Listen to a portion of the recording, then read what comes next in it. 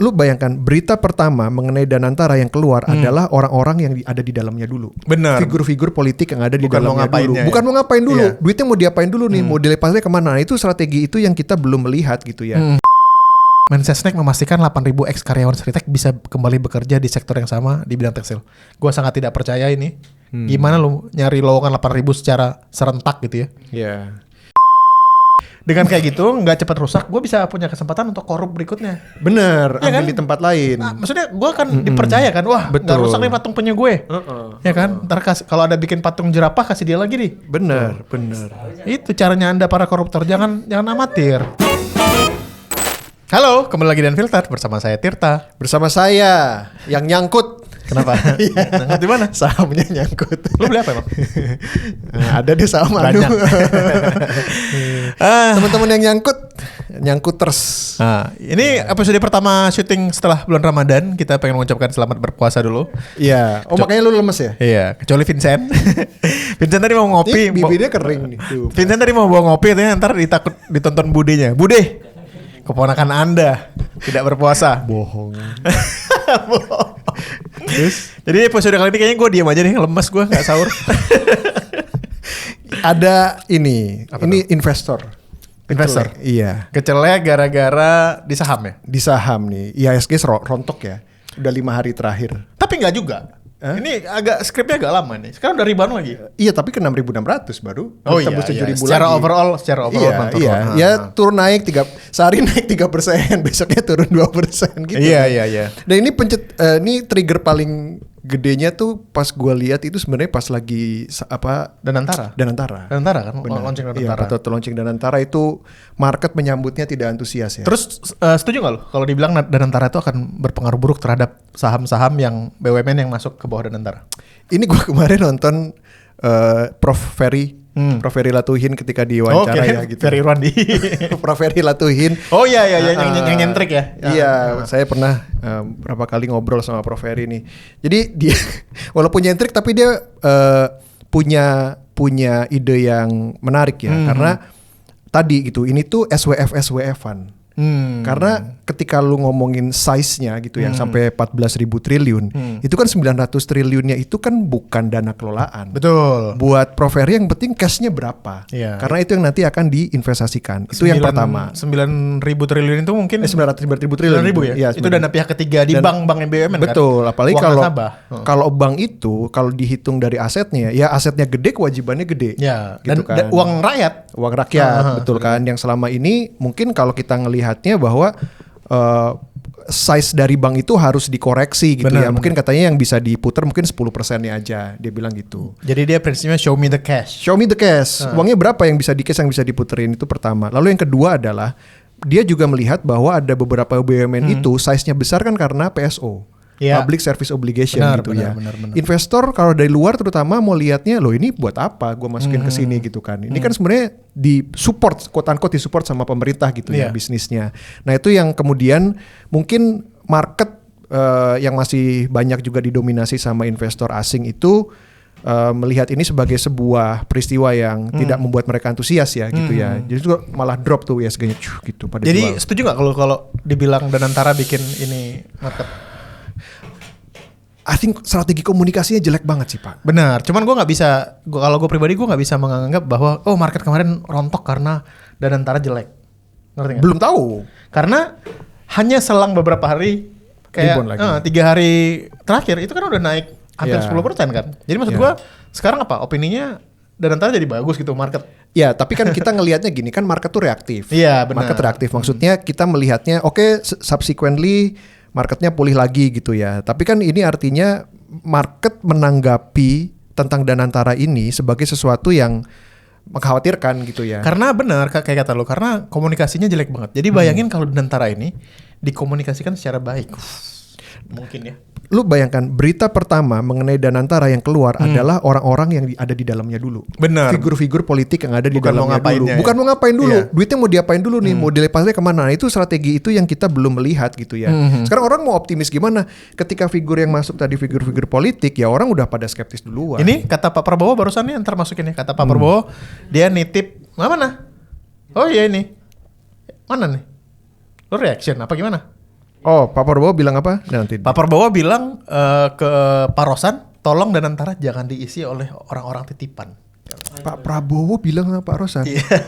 Terlambat, Pak. Kemana aja?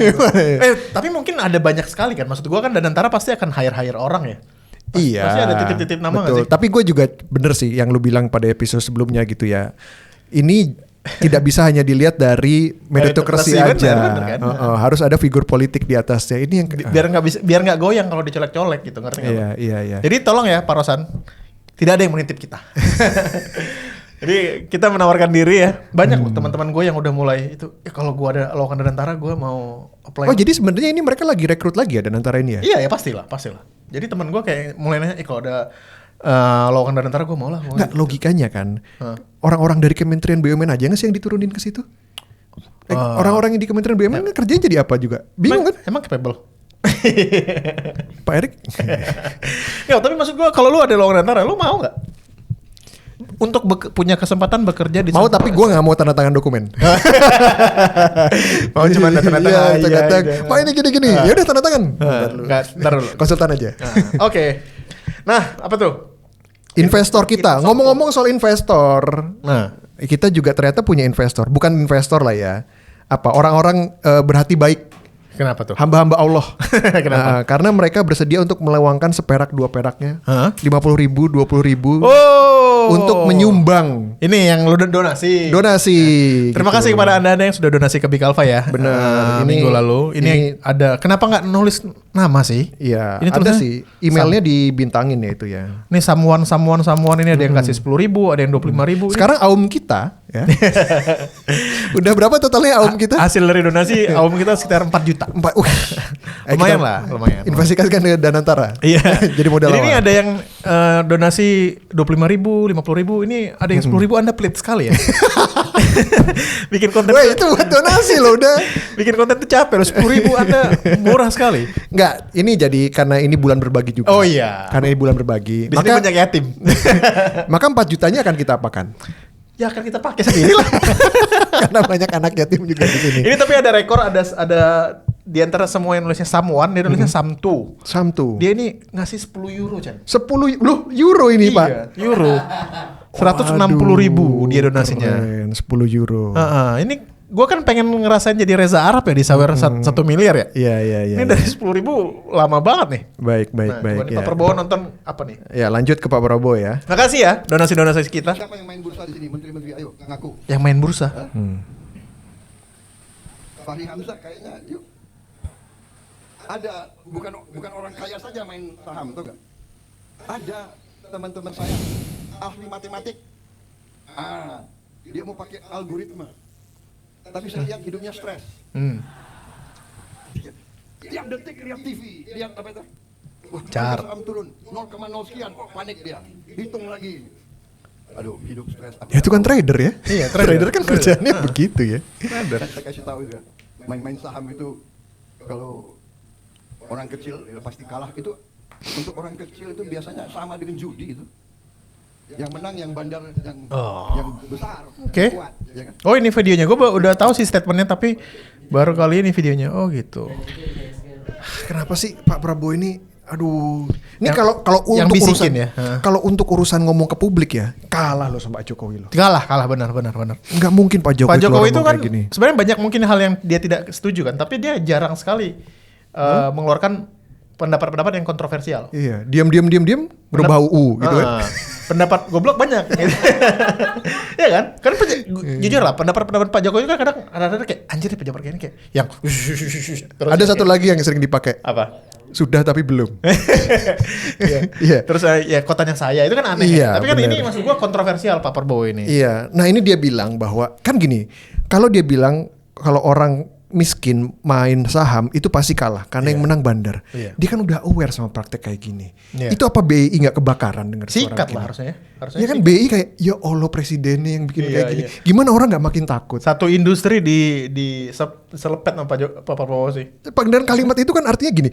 Berapa nggak tahu ya, berapa miliar yang sudah dikeluarkan oleh bursa untuk mendidik lewat program nabung saham. Iya. Ya kan sekali. Jadi asap. Jadi kayak useless gitu.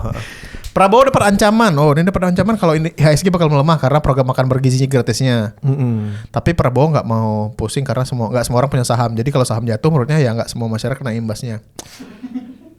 Ya, ini kan gini ya. Gini, secara prinsip, kenapa ada bursa? Ini kan artinya supaya orang-orang Indonesia itu bisa menikmati pertumbuhan dari perusahaan-perusahaan ekonomi gitu kan. Lah malah dibilang kayak larinya kemana? Dan ini kayak bilang kayak karena nggak semua masyarakat kena imbasnya, semuanya Pak gitu. Karena yang membeli saham-saham itu kan dana pensiun ada di situ, betul, BPJS ada di situ. Betul. Jadi kalau reksadana.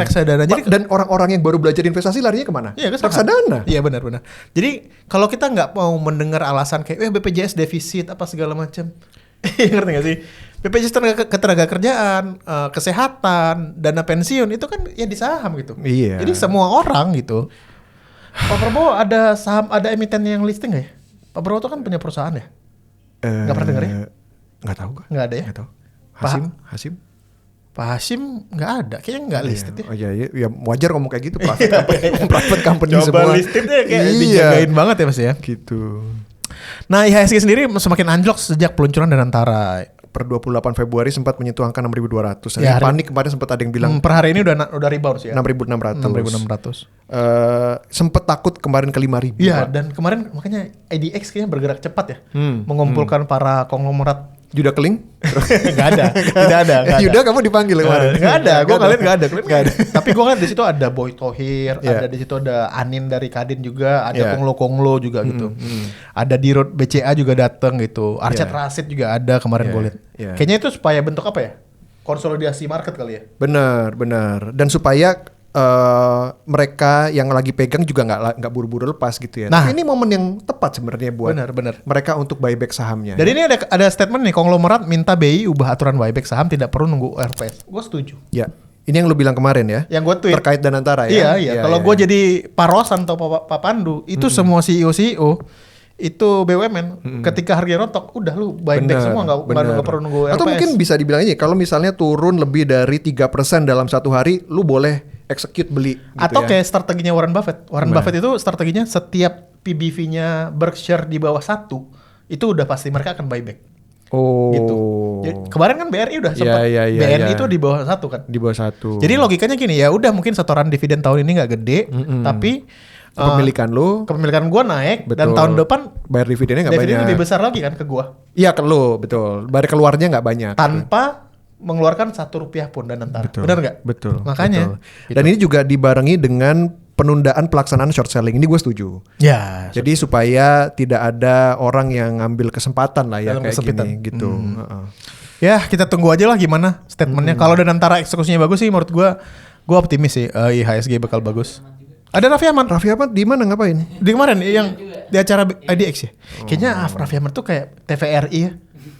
Ya maksud gue setiap ada acara pemerintah tuh dia diajak aja gitu biar ada dia posting sekali 2 kali gitu. Gue ngeliatnya sih gitu. Karena gue ngeliat kayak ini kan gak ada hubungannya sama Raffi Ahmad gitu. Audionya Raffi Ahmad tapi apa maksudnya ya? Saham. Iya. Ngerti ya pora lu. Ya juga ya. Dong apa ora gue. Iya. Tapi kemarin aktivitas-aktivitas yang gue datangin Raffi Ahmad tuh kayak gak berhubungan sama yang utusan khusus dia sih. Gue ngeliat kayak ini gitu. Terus waktu itu apa perumahan gitu kayak ngapain ya Raffi Ahmad itu. Gue ngerasa dia di hire di situ simply buat platformnya aja sih. Betul. Nah, topik berikutnya adalah tapi gue lemas. Kenapa gue gak lemas sekarang? Iya, karena semangat ngomongin pemerintah. Ngomongin pemerintah semangat. Udah gue puasa gak ada pahalanya lagi nih. Bener.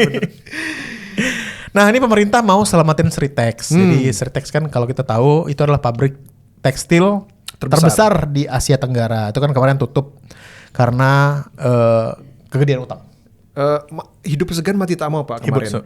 Udah mau meninggal, dikunjungi sama Mas Gibran, hidup lagi. Iya. Gitu ya, hebat ya. Dulu padahal itu kan dia salah satu supplier baju militer untuk negara-negara lain kan? Sama NATO. Jerman sama NATO? Iya, itu pesannya ke Sritex. Tuh benar kan?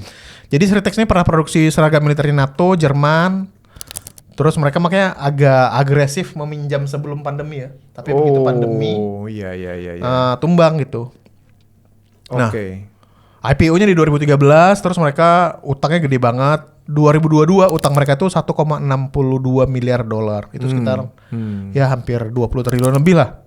Iya. Nah, Jadi katanya Sritex kalah dengan banjirnya produk-produk garment dari Cina. Ya, katanya juga dibilangnya selama periode pemerintahannya Pak Jokowi, peraturan mengenai impor bahan-bahan tekstil ini jadi semakin loose gitu ya. Jadi loose, jadi barang-barang tuh masuk gampang banget gitu. Thrifting gitu-gitu. Thrifting ya. Yang baju-baju kodian itu ya. Kabarnya yang di PHK akan mendapatkan 60% dari upah selama 6 bulan sesuai dengan aturan dari PP nomor 6 tahun 2025 yang diteken Pak Prabowo. Nah ini kan yang dibilang waktu itu katanya pemerintah bakal bail out Sritex. Setuju gak lo? Aduh, gimana ya? Ya terus mau sampai kapan? Siapa lagi nanti yang mau di bailout kan? Iya. Kan gue nge-tweet ini kan, gue bilang kayak batasnya apa gitu. Kalau setiap perusahaan swasta yang mengalami kesulitan harus di bailout. Sebenarnya gue tahu alasannya kenapa di bailout. Kenapa? Karena udah nyoblos mereka, ya kan gitu. Terus ada yang reply tweet gue, keparat. Kan gue kan dibilang ini. Ya gue juga punya perusahaan, gue bilang kalau perusahaan gue kesulitan emang pemerintah mau bail out. Terus ada yang reply, keparat Anda katanya. Keparat Anda. Emang perusahaan Anda mempekerjakan 10.000 orang kata dia. Anjing, kalian nggak layak. kalian ini nggak layak di bail out. Nggak layak di bail out. Ya. Tapi dengan logika itu, berarti kalau perusahaan rokok nanti nggak laku lagi, kita akan bail out perusahaan rokok kan nggak logikanya? Simply karena memperkerjakan banyak buruh kan nggak juga gitu. Iya betul. Jadi ini sebenarnya sebuah kebijakan reaktif ya. Sebuah kebijakan reaktif. Nggak tahu sebenarnya kalau dihitung impactnya seberapa besar gitu gitu. Dan sekarang kan katanya minggu lalu udah resmi bangkrut, udah resmi tutup. Minggu ini katanya akan dihidupkan kembali. Nggak tahu gimana caranya. Betul. Katanya pemerintah akan campur tangan. Katanya ada investor baru, nggak tahu siapa. Nah ini tuh bilang Mensesnek memastikan 8.000 ex karyawan Sritex bisa kembali bekerja di sektor yang sama di bidang tekstil. Gua sangat tidak percaya ini. Gimana lu nyari lowongan 8.000 secara serentak gitu ya? Iya. Prabowo Gibran menjanjikan 19 juta lapangan kerja baru selama kepemimpinannya. Menurut gue sih yang kayak gini nggak usah dipegang. Iya. Ya kan? Sudah pasti tidak. Gitu. Pasti tidak. Gitu ya. Terus ini bilang anggota DPR belum lama ini usul pemerintah ambil alih Sritex lewat BUMN dan tentara. Ini menurut gue kayak ngapain gitu? Sebuah dying industry kan. Tekstil kan dying industry ya. Iya. Ngapain gitu? Simply hanya karena memperkerjakan banyak buruh gitu. Sekarang selain natural resources kita tuh bisa apa sih? Bisa paling benar tuh manufacturing harusnya. Manufacturing kan? Berarti hilirisasi itu sebenarnya udah benar. Tergantung, hilirisasi itu sebenarnya industri yang padat modal, bukan padat karya. Sebenarnya kan yang butuh kita saat ini adalah padat karya. Kan? Betul. Jadi nggak perlu padat modal, tapi yang penting membuka sebagian besar lapangan pekerjaan. Lo tau nggak gitu? Paling benar apa? Industri apa? Pariwisata. Pariwisata itu sangat padat karya kan, karena dia buka satu hotel di satu pantai, itu sekelilingnya kan hidup kan, memperkerjakan orang, sayuran, makanan, bahan makanan untuk supply ke hotelnya. Itu sih menurut gua. Tapi apa yang jadi penghambat kita kenapa pariwisatanya selain daerah tertentu kayak Bali, Jogja gitu nggak jalan ya? Ormas, Anda baju-baju loreng. Lu suka nonton ini gak sih TikToknya Apos Menyala itu? Iya. Itu selalu lucu. Istilah kata kan. Ya ini dana keamanan gitu. Itu sangat relate ya, istilah kata itu tai banget sih. Lucu banget itu. Itu kayak real komedi itu. Nah, jadi kalau gue sih sangat tidak setuju ya BUMN atau Danantara mengambil industri-industri yang udah hampir mati kayak gini. Iya. Udahlah biarkan mati aja gitu. Iya. Menurut lo ini nggak? Kan ini Danantara nih, dia punya Aum. Aumnya belum tahu dikemanain. Banyak nggak yang nyolek-nyolek? Invest gue dong. Pak Doni, Pak Pandu, ya kan? Banyak nggak kira-kira yang tiba-tiba WhatsApp-nya tiba-tiba rame nggak? Iya. Pasti ya. Tapi kan udah ada beberapa statement Chen tentang ini Chen. Kayak Pak Pandu tuh bilang kita pasti tidak akan berinvestasi di industri yang risiko tinggi. Jadi dia kemungkinan besar Danantara itu akan diinvestasikan di boring industry. Aduh, Timothy Ronald. Katanya di boring industries ya, gitu. Jadi, boring industries. Jadi yang klasik-klasik aja, mungkin yang cash flow generating tapi gitu-gitu aja. Oh, panti pijat. Selalu ada. Iya juga ya. Farmasi, ya kan farmasi mungkin ya. Dan hilirisasi katanya, hilirisasi bangun kilang. Kan yang kemarin hilirisasi batubara yang bikin produk tuh DME, dimethyl ether itu yang gas tapi dari batu bara gitu. Gua nggak ngerti juga. Iya. Nah, dan ini juga mungkin kemarin atau hari ini ya kita bikin target pertumbuhan ekonominya Pak Prabowo dari tahun ke tahun gitu ya. Riset itu ya. Dari 5 ke 8 itu ya, 5, 6, 7, 8 gitu beserta inisiatif strategisnya. belum kelihatan mana yang di itu sama Danantara tuh nggak ada di situ loh. Iya sih. Hah? Maksudnya ini digembar-gemborin segede-gedenya gitu. Tapi dari inisiatif strategis itu role-nya Danantara tuh di mana tuh nggak kelihatan ya. Iya, belum chip in. Tapi lu itu menurut gua sangat agresif sih. Ya iyalah, Pak Vietnam aja 7, Pak. Maksud gua dengan kita growth kita cuman dalam hitungan 0, kan 10 tahun terakhir. Iya. Terus hike dari 5 ke 8 itu kayak wow.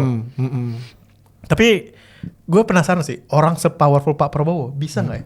Bisa nggak apa-apa? Untuk ke angka 8% untuk anjir, lu nggak Pak Prabowo sih. Lawang kemarin aja bilangnya gini, lu tau nggak yang tanggapan dia terhadap kasus korupsi yang terbaru? Yang mana? Yang Pertamina?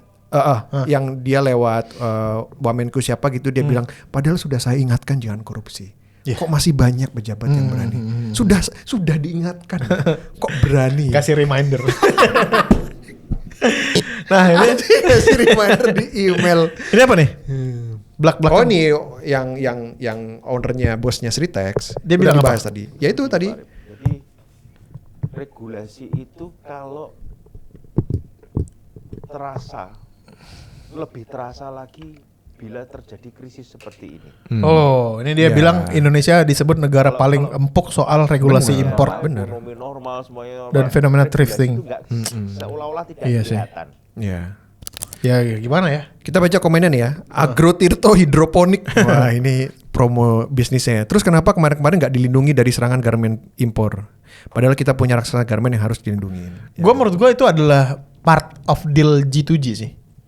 Government to government. Mungkin ya. Kayak lu datang ke Cina gitu ya misalnya gimana kayak ya udah keran impor teks lu longgarin dikit ya, gue kasih beasiswa lu lebih gede atau gue beli batu bara lu, ngerti nggak? Anjir itu susah juga ya. Iya kan? Health hostage kayak gitu. Itu sering terjadi, makanya kan kita bisa bebas ekspor batu bara ke Cina gitu misalnya, gas alam gitu, atau ngasih beasiswa ya kan? Tapi keran impor lu longgarin dikit dong. Ya tapi waktu dia bilang yes gitu, masa nggak terpikir lu garmen gue gimana? Iya, gitu ya mungkin itu gue nggak tahu gitu. Tapi gue tahu ada deal-deal seperti itu gitu. Shopee Oren. Oh ini. Gak apa-apa jogetin aja toh karyawan Sritex all in Prabowo pas pemilu. Enggak jangan lah. Jangan. Kan mereka nggak tahu apa-apa. Karena mereka tidak tahu apa-apa. Banyak yang jadi tulang punggung keluarga. Semoga para pekerja diberikan pengganti rezeki yang lebih baik. Ya. Standar komen lu. Nggak spesial. Komen lu basic. Gini. Sritex pabriknya di mana ya? Bandung ya? Solo. Mana sih? Pabriknya di mana sih? Oh iya. Solo. Ya udah. Solo. Gimana ya? Lo membunuh di kotanya sendiri. Tapi kan ada yang kebuka-buka lain. Ada Shopee di sana. Ada Shopee, ada dipinjemin jet. Kebaikan. Oke. Nah ini topik yang sangat Vincent banget ini. Kebaikan-kebaikan masjid saat Ramadan. Di Jogja ada namanya Masjid Jogokarian yang punya tradisi puluhan tahun. Namanya buka puasa bersama gratis. Setiap hari ada 3.500 porsi. Menu bahkan selalu berubah dari chicken katsu sampai gulai. Wah ini proper ya. Awalnya 600 porsi, 600-700 porsi, sekarang 3.500 sampai 4.000 porsi. Wah ini kenapa nggak dijadiin vendor makan burger gratis aja ya? Iya kan? Iya benar-benar. Chicken katsu cuy. Gulai. Gue belum pernah ngeliat foto-foto anak-anak SD itu ada chicken katsu. Iya. Dan ini nggak pakai APBN, mereka ngandelin infak atau sumbangan rakyat. Ini memang juga sejalan dengan data bahwa Indonesia ini adalah negara nomor 1 paling dermawan. Betul, banyak sumbangannya gitu ya. Kita pernah kesana ya? Iya, pas ke Jogja. Oh iya, masjid itu? Oh enggak. Tiap hari masjid ini mengeluarkan 50 sampai 60 juta. Ini porsinya lah 15 ribuan ya, beda tipis sama makan bergizi gratis ya. Tapi kayaknya di sini nggak ada yang korupsi harusnya. UMKM juga diberdayakan karena mereka punya program Kampoeng Ramadan yang isinya UMKM. Wah, ini kalau gini harusnya Ramadan tiap bulan aja ya hidup. Total dana tahun lalu tuh terkumpul 1,64 miliar dan menyediakan 100.000 porsi selama Ramadan. Ini kan yang masjid ini ya, kan yang mereka tidak mau dana infaknya. Oh iya.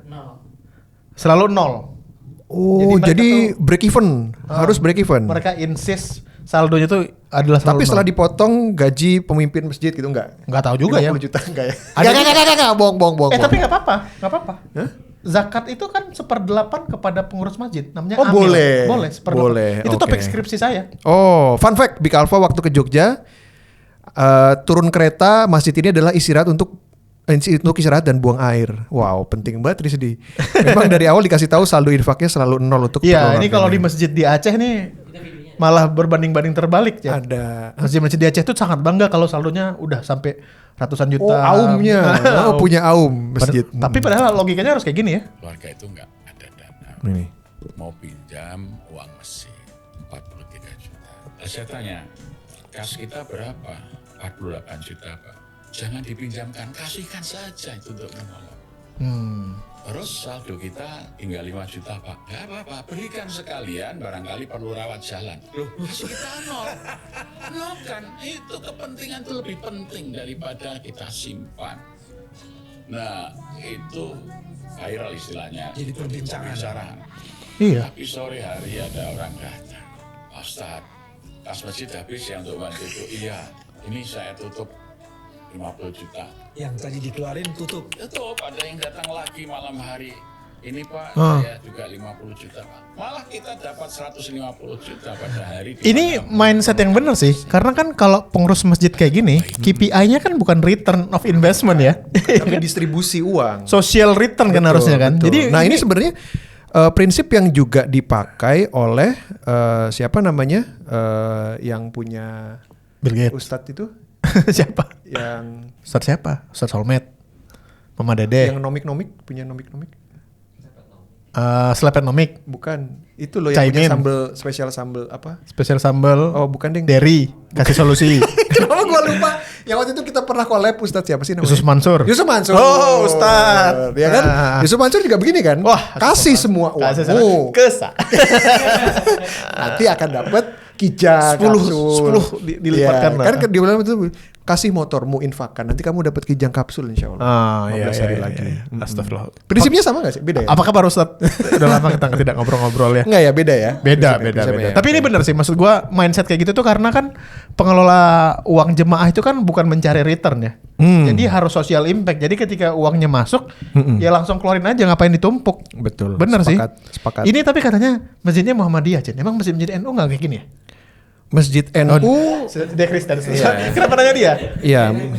Masjid NU. Ini Kristen nggak sholat. Gimana? Iya. Masjid NU nggak ada yang ketemu nggak gini? Nggak ya? Ada lah, mungkin ada. Cuman nggak terekspos. viral. Benar. Oh gitu ya. Oh, ada. Oh ada. Gak cuma di Jogokarian, ada beberapa masjid lain yang sediain hal yang sama seperti Masjid Nurul Ashri di Sleman menyediakan 1.000 buka puasa gratis. Masjid Istiqlal ya. Iya 4.000 ya. 4.000 box. Masjid Pogung Dalangan Jogja 800. Kita kasih shout out semua Kayaknya ini perlu dibikin leaderboardnya ya. Klasemen ya. Iya, klasemen. Iya nggak salah dong berlomba-lomba Untuk kebaikan. bagus itu. Benar. Ada juga beberapa kampus kayak UMY, Muhammadiyah Jogja, UAD, Universitas Ahmad Dahlan dan UGM. Ini juga kampusnya, sama. ini Masjid Jogokarian ini yang kemarin didatangin Pak Anies ya? Iya nggak sih? Oh, yang katanya Iya kan Pak Anies kan datang berceramah kan mereka ngasih list, bukan ya? bukan. Oke. Oh bukan ya? Yang kemarin rame banget tuh Pak Anies. Dielulukan di masjid tuh. Oh iya, yang katanya harusnya masjid nggak boleh tempat buat politik. Ya gitu benar yang diserang tuh. Salah itu, Anda salah itu. Ya. Nah, pemerintah itu ngapain pakai ini statement komen-komennya ya, bilang pemerintah itu ngapain pakai kunker ke Brazil buat MBG. Contoh ini masjid tiap tahun selalu sempurna pelaksanaannya. Betul. Benar. Normalisasi. Kenapa nggak vendor MBG itu semua masjid ya? Benar. Masjid di daerah. Ya kan? Jogokarian pakai piring buat zero waste. Komentar berikutnya. Normalisasi saldo masjid nol untuk maslahat masyarakat sekitar. Ini setuju, gua setuju, sangat setuju sekali gitu ya. Makan gratis pakai APBN, no. Makan gratis pakai sumbangan warga, yes. Ini sebenarnya kalau lu bilang tadi ya, kalau NU tuh APBN bisa pakai anggaran pengeluaran dan belanja NU. APBN bisa ya. Masuk Bisa ya, gitu masuk ya. Kan udah banyak duit ya dari tambangnya. Belum masuk rekening. Invoice belum cair. Reaction. Nggak takut sama GP ansor Anda. Aduh, wah ini menarik nih. Bejir. Fuck lah, kenapa sih bejir? Yang 15 miliar patung penyu isinya kardus ya? 15,6 miliar debt to equity ratio. DER itu apa? Oh, DER.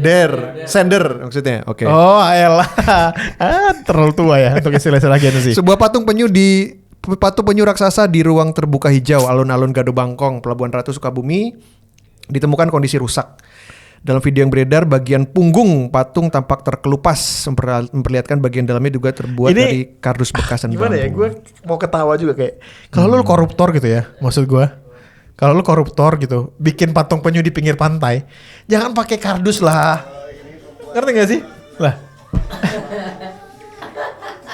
Kena hujan abis. Iya kan, nggak usah kena hujan deh, kena ombak kan itu di pinggir pantai tuh, pas di pinggir pantai tuh.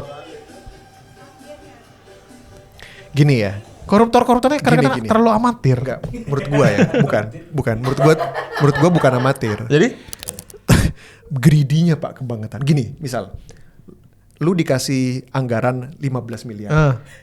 Lu koruptor deh. iya. Koruptor yang masih punya hati. Iya, Koruptor yang masih punya hati. moral kompas. Masih punya moral kompas. Yang lu dari 15 miliar yang lu korup kira-kira berapa? Ya, sepertiga lah, sepertiga. Sepertiga ya. Oke, sepertiga berarti 5 miliar. 5 miliar ya. 5 miliar. Masih oke ya? Ya oke. 10 miliar. Ini mungkin 99% ya? gini. Ini buat bikin kayak gini nyampe 100 juta nggak? Enggak sih. Nggak nyampe. 100.000 Invoice-nya berapa ini? Gitu kan kardus begini. Ini oke ya, korup, tapi ya kebangetan. Iya, masih amatir ini menurut gua. Nggak punya moral kompas. Gua sih tadi 30% gitu. Jadi dengan kayak gitu nggak cepat rusak, gua bisa punya kesempatan untuk korup berikutnya. Bener, Iya ambil kan? di tempat lain. Nah, maksudnya gua kan dipercaya kan, wah nggak Betul. rusak nih patung penyu gue. Ya kan? Ntar kalau ada bikin patung jerapah kasih dia lagi nih. Bener. Itu caranya Anda para koruptor, jangan amatir. Ini patung penyunya, aduh. Dan di pinggir pantai ngapain pakai kardus, ngerti gak sih lu? Lu pakai semen kayak apa kayak gitu. 15,6 miliar. Ini siapa yang tanda tangan? Invoice-nya ya. Iya. Dan siapa gitu, nggak ada yang ngecek gitu kayak. Banyak warga mempertanyakan kualitas pembangunan di bawah kepemimpinan Gubernur Ridwan Kamil. Iya. Oh, ini zamannya Kamil. Hilang ya? RK hilang ya? Iya. Ya kan sejak kalah Pilgub Jakarta.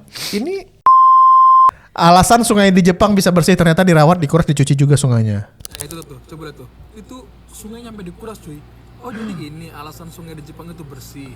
Dirawat cuy, dikuras. Wih, gua kira yang dikuras di Jepang cuma biji. Cuy, lumpurnya. Sungai jadi tinggi, bersih cuy. Lumpur-lumpur hilang semua. Bener-bener dicuci. Bayangin. Tapi sungainya di beton. Pak Anies nggak setuju kan? Dikuras, nyampe dibersihin. Kalau sungai di beton tuh Pak Anies kurang setuju. ya, ini buat apa sih kayak gini kan bangunan kita bandingin kita sama Jepang tuh buat apa? Udahlah. Gak penting ini. Nggak Ini ada apa nih? Ah ini. Pemain yang bule. Ladies and gentlemen, our tax money in action. Bule ya. Rambut pirang, mata biru. Karena menurut saya untuk Indonesia itu kurang enak dilihat. Kalau bisa dicari yang mungkin Ini bicara pemain naturalisasi. ya. Rasnya mirip-mirip dengan kita, entah itu dari Korea atau dari Afrika yang mirip-mirip kita. Korea kan bawang pacul. Nggak masalah, banyak nggak ada masalah. Yang penting warna kulitnya masih seperti kita. Karena kalau bule itu dilihatnya kayaknya sepertinya gimana gitu Pak Erik. Itu usul saya. Gimana ya? Coba lu kalau jadi Ahmad Dhani kira-kira apa yang trend of thoughts lu sampai keluar kata-kata tuh apa ya? Enggak. Gue yakin. Ini kan ini ya. Omongan dia berikutnya itu terkait dengan orang pemain-pemain luar negeri yang udah umur 40-an suruh datang ke Indonesia untuk menghamili wanita-wanita Indonesia supaya nanti anak-anaknya jadi bibit unggul pemain bola. Ya kan gitu.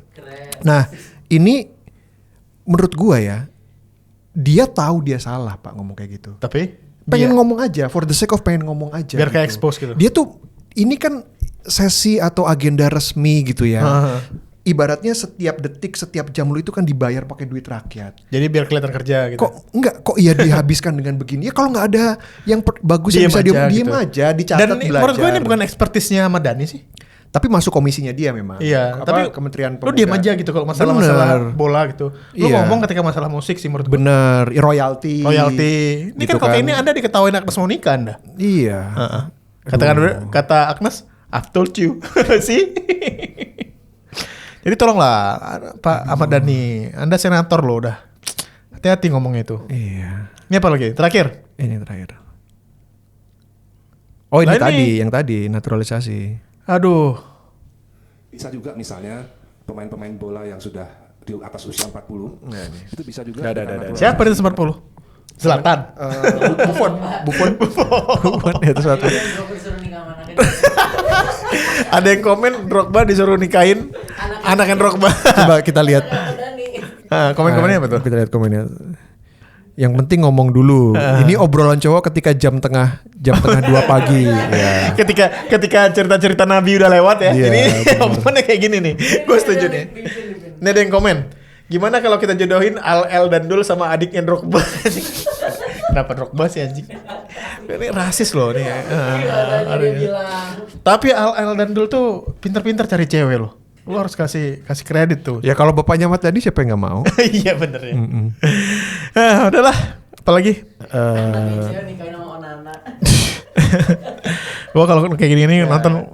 Gini ya, sekarang kan pejabat-pejabat tuh kalau dikurangi aja lah ngomongnya. Saran gue itu aja. Iya. Dikurangi aja. Diem aja ngomongnya. gitu ya. Diem aja gitu. Ngomongnya sepatah 2 patah kata aja. Jadi beneran Bapak ada sepatah 2 patah kata? Enggak. Iya udah itu aja. Dan gue juga setuju sih. Kayak Komeng. Sekarang kan semua wartawan kan hanya pendapat Komeng ya kan. Kan terus dijawab sama dia dengan lelucon kan. Sekali 2 kali masih lucu pak. Iya. Udah ke 3-4 kali kayak anjing. Lu bisa serius gak sih men? Gue bayar pakai uang pajak lo. Ngerti gak? Nggak, terus sekarang kan mereka mulai orang-orang yang milih Komeng waktu Komeng menang gitu ya. Kemana ini? Gara-gara lu. Iya. Iya, gara-gara lu. Anda dan nih orang-orang gara-gara Anda orang kayak gini tuh masuk ke Senayan gitu. Benar. Gue kok baca-baca komen tuh kayak dulu lucu pak komentar-komentar dia, sekarang kayak tolonglah gitu, serius dikit gitu. Ya, Kalau dengan omongan Ahmad Dhani jadi pupus ya. pupus. Iya. Dah bye. Dah.